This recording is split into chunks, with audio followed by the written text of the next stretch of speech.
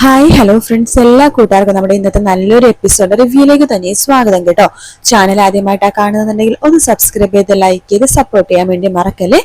അങ്ങനെ അഞ്ജലിനെ അടിച്ച് പുറത്താക്കിയിരിക്കുകയാണ് ശ്യാമള. ശേഷം ഭയങ്കര മഴയാട്ടോ. ആ മഴയത്ത് അഞ്ജലി ആ മഴ നനഞ്ഞിട്ട് മുറ്റത്ത് തന്നെ അങ്ങനെ നിൽക്കുകയാണ്. ഇതെല്ലാം തന്നെ ആര്യ ഇങ്ങനെ നോക്കിക്കൊണ്ടിരിക്കുന്നുണ്ട്. ശേഷം വേഗം അകത്തേക്ക് വന്നിട്ട് പറയുന്നുണ്ട് ശ്യാമള എടുത്ത്, അമ്മായി അമ്മായി എന്തൊക്കെ കാണിക്കണത്, കുഞ്ഞു കുട്ടികളെ പോലെ ഇങ്ങനെ വാശി പിടിക്കല്ലേ, ഇങ്ങനെ വാശി പിടിക്കല്ലേ അമ്മായി. ദേ നല്ല മഴയുണ്ട്, ഭയങ്കര മഴയാണ്, ഇടിമിന്നലുണ്ട്. ഞാൻ പോയി അഞ്ജലിനെ അകത്തേക്ക് വിളിക്കട്ടെ, അല്ലെങ്കിൽ മഴ നനഞ്ഞിങ്ങനെ അവൾക്ക് വല്ല പനിയും പിടിക്കും, അസുഖങ്ങളൊക്കെ പിടിക്കും അമ്മായി. ഞാൻ പറയണതൊന്നും അമ്മായി കേക്ക്, ഇങ്ങനെ വാശി പിടിക്കല്ലേ അമ്മായി എന്ന് പറയുമ്പോഴേക്കും തിരിച്ച് ശ്യാമള പറയണ്ട്, അതെ കുഞ്ഞു കുട്ടികളെ പോലെ വാശി പിടിക്കുന്നത് ഞാനാണോ അതോ നീയാണോ?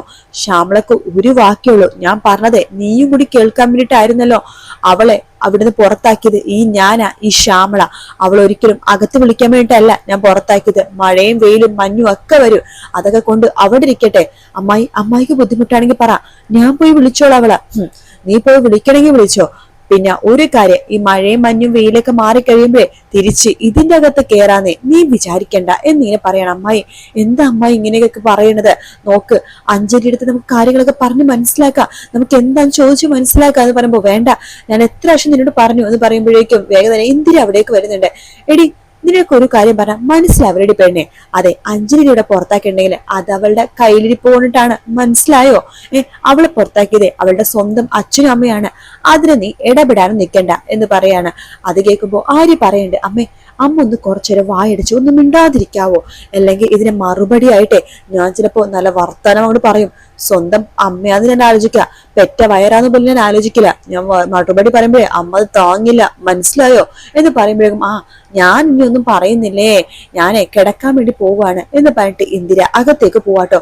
ശ്യാമളയുടെ അടുത്ത് ആര്യ പറയണ്ട്, എനിക്ക് നടക്കാൻ പറ്റുമെന്നുണ്ടെങ്കിൽ ഞാൻ നടന്നു പോയിട്ട് അവളെ വിളിച്ചോണ്ട് പോയാനെ, അല്ലെങ്കിൽ എഴയാണെങ്കിലും പറ്റുമെന്നുണ്ടെങ്കിൽ ഞാൻ പോയി എഴന്നെങ്കിലും പോയി വിളിച്ചോണ്ട് വന്നാനെ. ഇതിപ്പോ ഇങ്ങനെ ഇരിക്കേണ്ട അവസ്ഥ എനിക്ക്, അതുകൊണ്ട് ഇതൊക്കെ കാണാനും കേൾക്കാനും മാത്രമേ എനിക്ക് ആവുന്നുള്ളൂ. എന്നാലും അമ്മായി നിങ്ങൾ ഈ ചെയ്യണത് കുറച്ച് കൂടി പോയിട്ടോ എന്നൊക്കെ പറഞ്ഞ് ആര്യ ഇങ്ങനെ കരഞ്ഞുകൊണ്ടിരിക്കുകയാണ്. ശ്യാമള അത് കേട്ട് മൈൻഡ് ചെയ്യാതെ അകത്തേക്ക് പോയിട്ട് പൊട്ടി കരഞ്ഞുകൊണ്ടിരിക്കുകയാട്ടോ.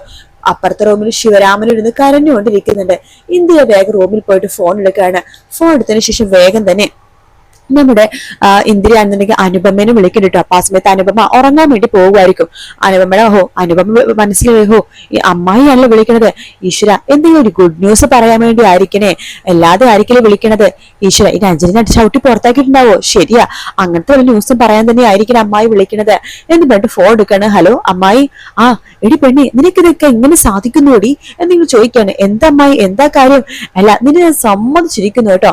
നിനക്ക് മാത്രമേ ഇങ്ങനെയൊക്കെ ചെയ്യാനും പറയാനും സാധിക്കുള്ളൂ എന്ന് പറയാണ്. അമ്മായി കാര്യം ഏതാന്ന് പറ. ഇനി എന്താകാനാ, എല്ലാം ശുഭം, അഞ്ജലി ഔട്ട് കംപ്ലീറ്റ്ലി എന്ന് പറയാണ്. എന്തൊക്കെയാ അമ്മായി പറഞ്ഞത്, ഒന്ന് തെളിച്ചു പറ, എനിക്കൊന്നും മനസ്സിലാവുന്നില്ല. നിനക്കൊന്നും മനസ്സിലാവുന്നില്ലെന്നോ? നീ ഇവിടുന്ന് കുറച്ചു മുമ്പ് പോയിട്ട് ഒരു ബോംബ് പൊട്ടിച്ചില്ലേടി, അതിന്റെ ആഫ്റ്റർ എഫക്റ്റ് വന്നു തുടങ്ങി. അമ്മായി തെളിച്ച് കാര്യങ്ങൾ പറ, ഒന്ന് വിശദമായിട്ട് പറ, ഒന്ന് കേക്കട്ടെ എന്ന് പറയുമ്പോഴേക്കും അത് കേട്ടുകൊണ്ട് അവിടേക്ക് അഭി വരുവാട്ടോ.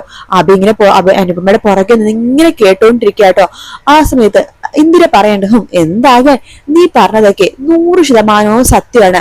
അഞ്ജലി ഇവിടെ വന്നപ്പോഴേക്കും ശ്യാമളും ശിവരാമേട്ടനും അവളെ ക്വസ്റ്റ്യൻ ചെയ്തു. അവളുടെ കല്യാണം കഴിഞ്ഞെന്ന് മനസ്സിലായി. ശിവരാമേട്ടൻ അവളെ പുറത്തുവാക്കി. ഇപ്പൊ ഇവിടുത്തെ മഴയും അതുപോലെ തന്നെ ഇടിവാളും മിന്നലൊക്കെ ഏറ്റിട്ടെ അവള് മുറ്റത്ത് നിൽക്കുന്നുണ്ട്. അതേ നിപ്പ് തന്നെ. അപ്പോ ഞാൻ പറഞ്ഞ കാര്യം ഏറ്റു അല്ലേ? ഏറ്റു. അല്ല, അവള് ആളുടെ കുറിച്ചെങ്കിലും പറഞ്ഞോ? അതൊന്നും പറഞ്ഞില്ല. അതിപ്പോ ചോദിക്കാനൊന്നുമില്ലല്ലോ. അവളുടെ കൂടെ ഏത് നേരം നടക്കുന്ന ഒരു പയ്യനുണ്ടല്ലോ, അവൻ തന്നെയായിരിക്കും ആള്. അതെ.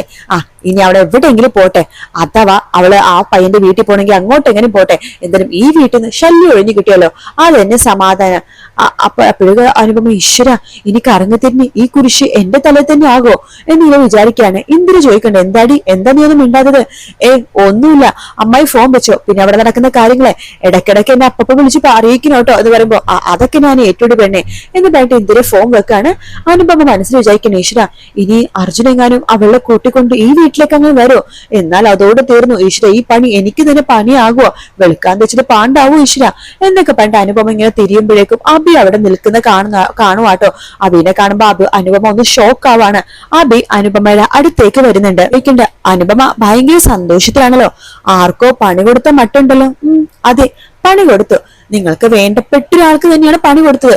അല്ല, ജാൻസി റാണി എന്നൊക്കെ പറഞ്ഞ് ഫോണിൽ സംസാരിക്കണ്ടായിരുന്നല്ലോ. ഞാൻ പറഞ്ഞില്ലേ, ഈ അനുപമ ഒരു കാര്യം ചെയ്യണമെന്ന് പറഞ്ഞാലേ അത് ചെയ്തിരിക്കും. നിങ്ങൾക്ക് തടയാൻ പറ്റുമെങ്കിൽ നിങ്ങൾ തടാ എന്ന് പറയാണ്. ഇന്നോയ്യോ ഈ അനുപമയുടെ കളികൾ എല്ലാവരും കാണാൻ പോകുന്നേ ഉള്ളൂ. ഇപ്പൊ പണി കൊടുത്തത് നിങ്ങൾക്ക് ഏറ്റവും പ്രിയപ്പെട്ട ഒരാൾക്ക് തന്നെയാ. ആലോചിച്ച് നോക്ക് അതാർക്കായിരിക്കുമെന്ന് എന്ന് പറഞ്ഞിട്ട് അനുപമ അകത്തേക്ക് കയറി പോവാണ്. അബി മനസ്സിലിങ്ങനെ ആലോചിക്കണം, എന്നാലും അത് ആർക്കായിരിക്കും? ഇവൾ ഇത്രമാത്രം സന്തോഷിക്കാൻ ജാൻസി റാണി എന്നൊക്കെ പറയാനായിട്ടോ? ഇനി അഞ്ജലിക്കായിരിക്കും ഈശ്വര എന്ന് അബി ഞെട്ടി മനസ്സിലിങ്ങനെ വിചാരിക്കുന്നുണ്ട് കേട്ടോ. പിന്നീട് കാണിക്കുന്ന അഞ്ജലിനെയാണ്. അഞ്ജലി ഇങ്ങനെ മഴ തന്നെ കരഞ്ഞോണ്ട് ഇങ്ങനെ ഇരിക്കുന്ന സമയത്ത് അയൽക്കാരൊക്കെ ഇങ്ങനെ കാണുന്നുണ്ട് കേട്ടോ.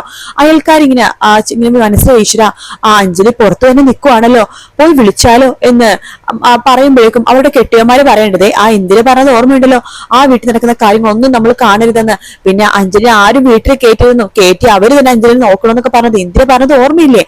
അതുകൊണ്ട് നമുക്ക് അവരുടെ കുടുംബ പ്രശ്നത്തിൽ കയറി ഇടപെടണ്ട എന്ന് പറഞ്ഞിട്ട് എല്ലാരും അകത്തേക്ക് കയറി പോകണം. അങ്ങനെ അയൽക്കാരൊക്കെ കാണുന്നുണ്ടെങ്കിലും എല്ലാരും അകത്ത് കയറി പോവാട്ടോ. ശ്യാമള മുറ്റത്ത് നോക്കിയിട്ട് പൊട്ടിക്കരഞ്ഞുകൊണ്ടിരിക്കുകയാണ്. അവിടേക്ക് ആര്യ വരുന്നുണ്ട്. എന്തിനാ അമ്മായി നിങ്ങൾ സ്വയം ഇങ്ങനെ പറ്റിക്കുന്നത്? ഞാൻ എന്ത് പറ്റിച്ചെന്നാ നീ പറയണത്? അമ്മായി ഒരു വാക്ക് പറ, ഞാൻ പോയി അവളെ വിളിച്ചോണ്ട് വരാം. വേണ്ട, അവളെ വിളിച്ചോണ്ട് വരാൻ വേണ്ടി ആരും നിൽക്കണ്ട, ആരും മെനകെടവും വേണ്ട.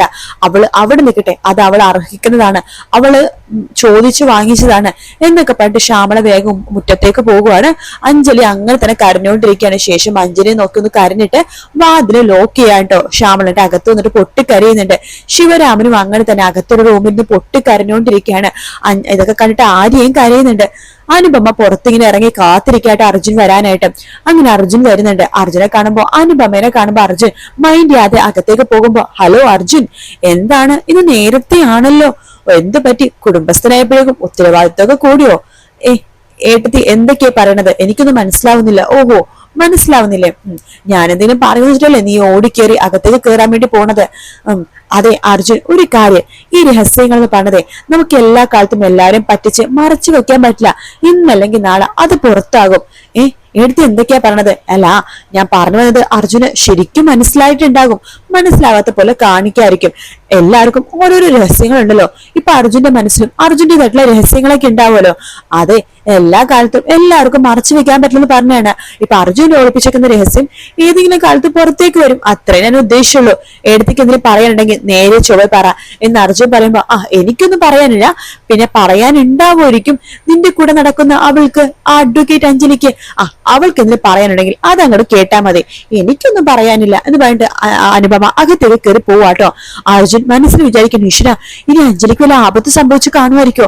അതായിരിക്കും അവർ ഇങ്ങനെയൊക്കെ പറയുന്നത്, ഒന്ന് വിളിച്ചു നോക്കിയാലോ എന്ന് പറഞ്ഞിട്ട് അർജുൻ അപ്പൊ തന്നെ അഞ്ജലിനെ വിളിക്കുന്നുണ്ടെങ്കിലും അഞ്ജലി ഫോൺ എടുക്കുന്നില്ല. ഈശ്വര, ഫോൺ എടുക്കുന്നില്ലല്ലോ, ഒന്ന് അവിടെ വരെ പോയി നോക്കാം എന്ന് പറഞ്ഞിട്ട് അർജുൻ വണ്ടി എടുത്തിട്ട് അഞ്ജലിയുടെ വീട്ടിലേക്ക് പോവുകയാണ്. അഞ്ജലി മഴ തന്നെ അവിടെ തന്നെ നിൽക്കുന്ന ഭാഗത്തോടെയാണ് ഇന്നത്തെ എപ്പിസോഡ് തീരുന്നത് കേട്ടോ. വീഡിയോ ഇഷ്ടപ്പെട്ടാൽ ലൈക്ക് ചെയ്യുക, സബ്സ്ക്രൈബ് ചെയ്യുക, കമന്റ് ചെയ്യുക. മറ്റൊരു വീഡിയോ ആയിട്ട് കാണാം. Take care, bye bye.